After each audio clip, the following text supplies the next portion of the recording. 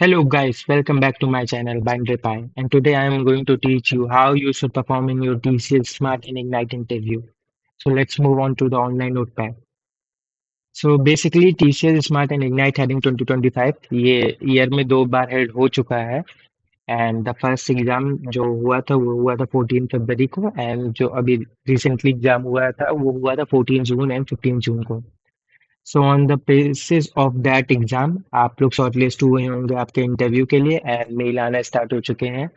सो mail में basically कुछ लोगों को मेंशन है कि वो हुए हैं स्मार्ट के लिए शॉर्टलिस्ट एंड कुछ लोगों को मेंशन है कि वो इग्नाइट के लिए हुए हैं शॉर्टलिस्ट.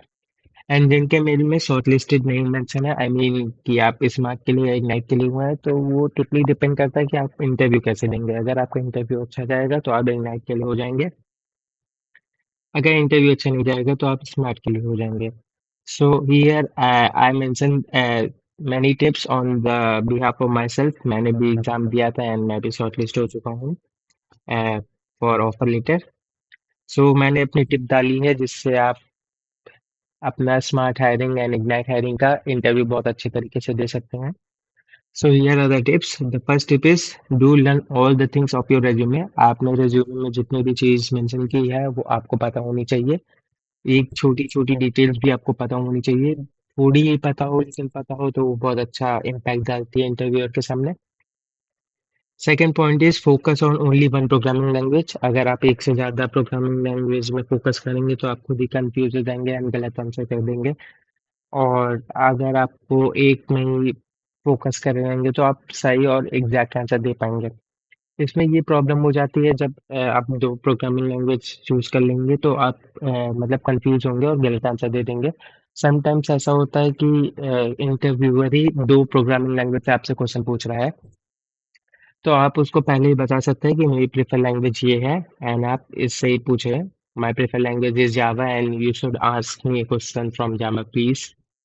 ऐसे आप बोल सकते हैं. And the third is the stay confident if you are not able to answer. अगर आपको आंसर नहीं आता है तो आपको कॉन्फिडेंटली बोलना है कि sir I am not able to remind that point right now. ऐसे बोलने से वो भी अच्छा इम्पैक्ट करता है. And the fourth point is you have to wish your interviewer if you are going to the interview. मतलब वो अगर आपको बुलाते हैं तो आपको गुड मॉर्निंग या गुड इवनिंग बोलना है. एंड आप इंटरव्यूअर से इंटरव्यू देने के बाद में चल रहे हैं तो हैव अ नाइस डे बोल के उससे अच्छा इम्पैक्ट पड़ता है आपके इंटरव्यू में. फिफ्थ थिंग इज आप किसी भी टॉपिक पे अपने इंटरव्यूअर से आर्ग्यू नहीं करेंगे तो अच्छी बात रहेगी. अच्छी बात रहेगी. और अगर आप किसी भी पॉइंट पे आर्ग्यू करते हैं तो वो एक नेगेटिव इम्पैक्ट आपके इंटरव्यूअर पे छोड़ देता है तो ये अच्छी बात नहीं रहती है. Here I mention some question that frequently asked in interview. First question is this they are able. मतलब वो आपसे ये क्वेश्चन पूछ सकते हैं जैसे prime number, Fibonacci series, Armstrong number, leap year. इस टाइप के क्वेश्चन वो आपसे पूछ सकते हैं और आपको एक पेपर देके वो लिखवा भी सकते हैं. तो प्लीज आप इसकी प्रैक्टिस करके जाएं ताकि आप इजली उसका आंसर दे पाए. And the third second point is reverse arrow string not much in DSA. It's mean that कि वो आप ज्यादा से ज्यादा वो आपसे एरे और स्ट्रिंग का क्वेश्चन पूछते हैं और उसका मैनिपुलेशन पूछते हैं. Not much in DSA means that वो बहुत आपसे डीप डीएसए नहीं पूछते हैं कि हैश मैप क्या होता है एंड ऑल थिंग्स. हाँ वो पूछ सकते हैं in the form of theory but वो अगर प्रोग्राम कराने पे आएंगे तो वो आप एरे और स्ट्रिंग से पूछेंगे. और दैट्स इट. एंड अगर आपको और कॉन्फिडेंट फील होना है तो आपको लिंक लिस्ट और स्टैक और क्यू भी पढ़ लेना है एंड उसके मैनिपुलेशन कैसे होते हैं. The third point I have mentioned that all skills that you have mentioned in your resume, like GitHub and etc. things.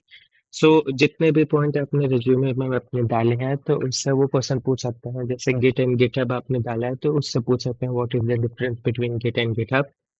And कैसे आप गिट मतलब अपने कोड को गिट के थ्रू गिटहब पे अपलोड करते हैं तो उसके कमांड भी पूछ सकते हैं.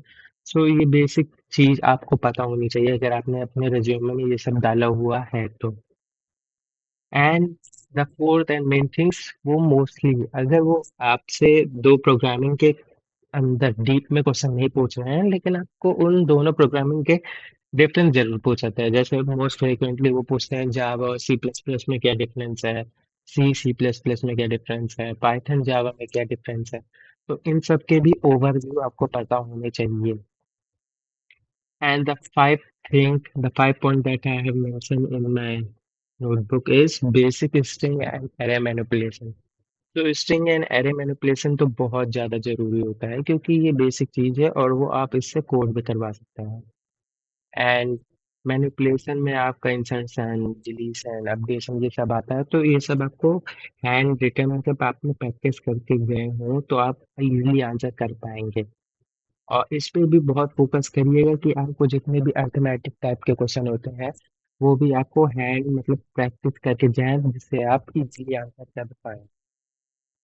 अब इसके लिए मैं नेक्स्ट वीडियो डालूंगा जिसमें मैं और क्वेश्चन बताऊंगा जो मेरे से पूछा गया था मेरे इंटरव्यू में।